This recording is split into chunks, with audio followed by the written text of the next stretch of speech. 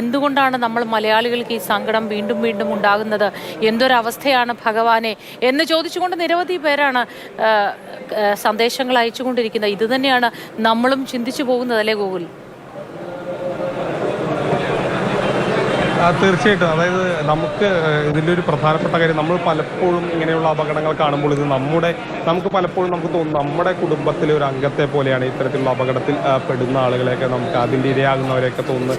നമുക്ക് പലപ്പോഴും തോന്നുന്നത് നമുക്ക് നമ്മുടെ തന്നെ ഒരു ബന്ധത്തിൽപ്പെട്ട അല്ലെങ്കിൽ പരിചയത്തിൽപ്പെട്ട ഒരാളെ പോലെയാണ്. കാരണം ഈ കുട്ടികളെ ആരും നമ്മൾ ഇതിനു മുൻപ് കണ്ടിട്ടില്ല, അല്ലെങ്കിൽ ഞാനടക്കമുള്ളവർ നമ്മളാരും ഇതിനു മുൻപ് പരിചയമില്ല, ഒന്നും കണ്ടിട്ട് കൂടിയില്ല. പക്ഷെ എന്നാലും നമുക്കൊക്കെ തന്നെ ഉണ്ടാകുന്നൊരു വേദന വളരെ വലുതാണ്. കാരണം എപ്പോഴും നമ്മൾ ഇത്തരം കാഴ്ചകൾ കാണുമ്പോൾ, അവരുടെ ബന്ധുക്കളുടെ വിഷമം ഇതൊക്കെ കാണുമ്പോൾ നമ്മൾ ഇനി ഒരാൾക്കും ഈ ഒരു ദുർഗതി വരുത്തരുത് എന്നുള്ളതാണ്. പക്ഷേ ഇവിടുത്തെ പ്രദേശവാസികൾ ഇന്നലെ പറയുന്നത് കേട്ടില്ല. അതായത് ഈ ഒരു മേഖലയിൽ എത്രയോ അപകടങ്ങൾ ഉണ്ടാകുന്നു. 2 വർഷത്തിനിടയിൽ 30-ലധികം മരണങ്ങളൊക്കെ തന്നെ സംഭവിക്കുന്നു. അങ്ങനെ നിരവധി അപകടങ്ങൾ ഉണ്ടാകുന്ന ഒരു മേഖലയാണെന്നുള്ളതാണ്.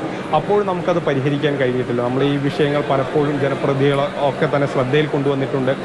ഇടയിൽ സ്പീഡ് ബ്രേക്കർ അടക്കം വയ്ക്കുന്ന സംവിധാനങ്ങൾ ഉണ്ടായിട്ടുണ്ട്. പക്ഷേ ഇതിൻ്റെ ഒരു തുടർച്ച, ഈ സുരക്ഷയ്ക്കൊരു തുടർച്ച ഇല്ലാത്ത ഒരു സ്ഥിതി വരുന്നു. വീണ്ടും പഴയതുപടിയാകുന്നു.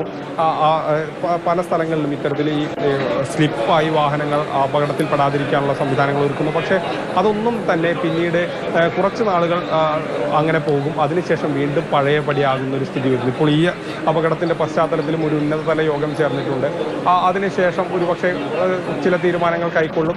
അതനുസരിച്ചുള്ള ട്രാഫിക് ക്രമീകരണങ്ങളിലൂടെ ഏർപ്പെടുത്തുമായിരിക്കാം. ഒരു താൽക്കാലിക പരിഹാരം മാത്രം ആയി പോകാതിരിക്കട്ടെ എന്നുള്ളതാണ് നമ്മളിപ്പോൾ ആശ്വസിക്കുന്നത്. അതൊരു ശാശ്വത പരിഹാരമായി എല്ലാ ദിവസവും അല്ലെങ്കിൽ ഇനിയുള്ള കാലത്ത് അത്രയും ഈ ഒരു മേഖലയിൽ അപകടങ്ങൾ ഇല്ലാതിരിക്കട്ടെ. ഇപ്പോൾ ഈ ഒരു മേഖലയിൽ മാത്രമല്ല, ഈ കരിമ്പയ്ക്ക് ഒരു 2 കിലോമീറ്റർ മുൻപാണ് കഴിഞ്ഞ മാസവും ഒരു അപകടമുണ്ടായി. 5 ചെറുപ്പക്കാരുടെ ജീവൻ നഷ്ടപ്പെട്ടു. നിരവധി അപകടങ്ങൾ ഉണ്ടാകുമ്പോൾ നമ്മൾ ഏറ്റവും ആദ്യം പറയുന്നത്, പരിശോധിക്കുന്നത് ഈ അപകടങ്ങൾ എന്തുകൊണ്ട് സംഭവിച്ചു എന്നത് തന്നെയാണ്. ഈ അപകടത്തിലും അത് തന്നെ ഉണ്ടായി. ഈ റോഡിന്റെ അശാസ്ത്രീയമായ നിർമ്മാണം, ദേശീയപാതയുടെ നിർമ്മാണവുമായി ബന്ധപ്പെട്ട്. പക്ഷെ അപ്പോഴും നഷ്ടപ്പെട്ടത് ഏറ്റവും പ്രിയപ്പെട്ടവരെയാണ് എന്നതാണ് ദുഃഖത്തിലാഴ്ത്തുന്ന സത്യം.